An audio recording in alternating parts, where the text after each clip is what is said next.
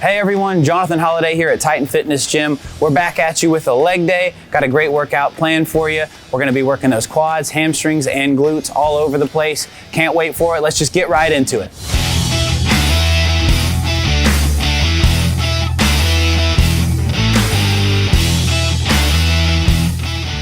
First movement we have here on leg day, we've got squats. We have 5 sets of 5. Be sure you get a little bit of a warm up.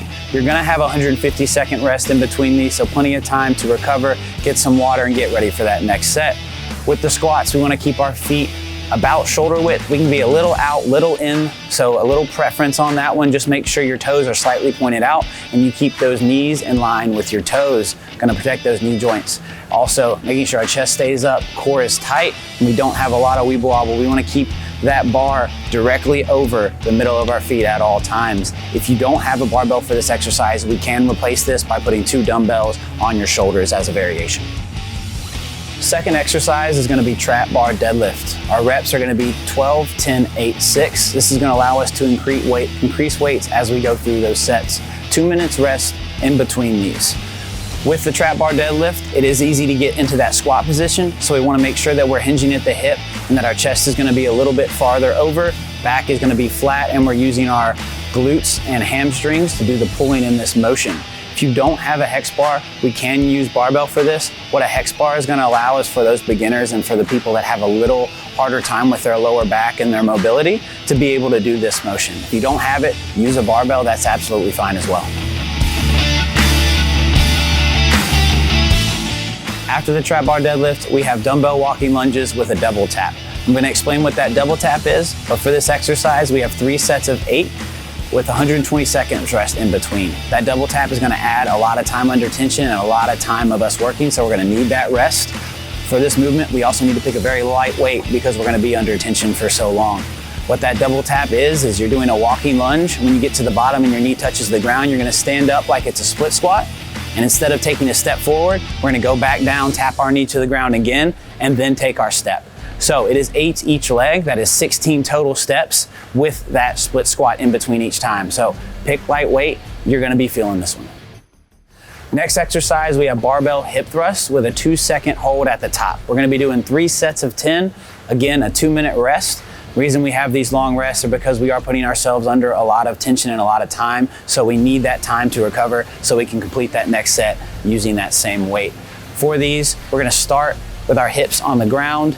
Our feet are gonna be planted. We wanna find a surface that is about as high as our knees to rest our upper backs on for this exercise. Once we have that surface and we have that barbell on our hips, we are gonna lift using our hips and using our core and glutes to the top, give a nice 2-second squeeze at the top, come back down to the bottom, immediately back into that squeeze at the top of the motion.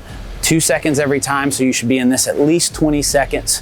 Once you're finished with that, you'll then get that rest, 2 more sets. Fifth movement today is gonna be close stance, heels elevated barbell squat. For this one, we've got 3 sets of 10, 90-second rest in between. What you're gonna wanna do is find something, a plate, something that's gonna stay flat on the ground and not move around. 2 to 4 inches, we're gonna put our heels on that, keeping them nice and close, keeping our knees centered over our toes as we go through this movement. We wanna make sure we pick in a very light weight because this one is gonna really start to burn those quads. This is what we're gonna call the quad finisher for your workout.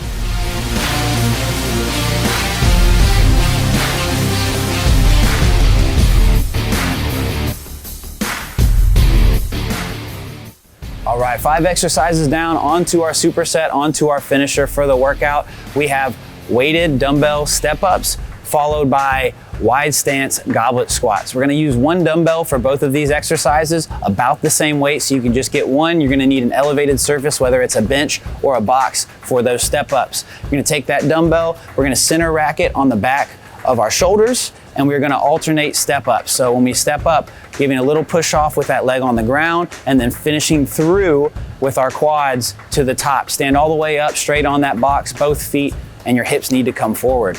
You're gonna alternate those until you get 8 on each leg. Once you finish that, dumbbell's gonna come off the back. We're gonna move it into that goblet squat stance. We're gonna go wide with this, so feet outside shoulders, toes pointed out. As we go down into that squat, once we get to our max depth, we're gonna stay there for 10 seconds. Once that 10 seconds is up, we're gonna finish off 10 reps. As low as you can go, and then lock those knees out at the top. That is your finisher for the day.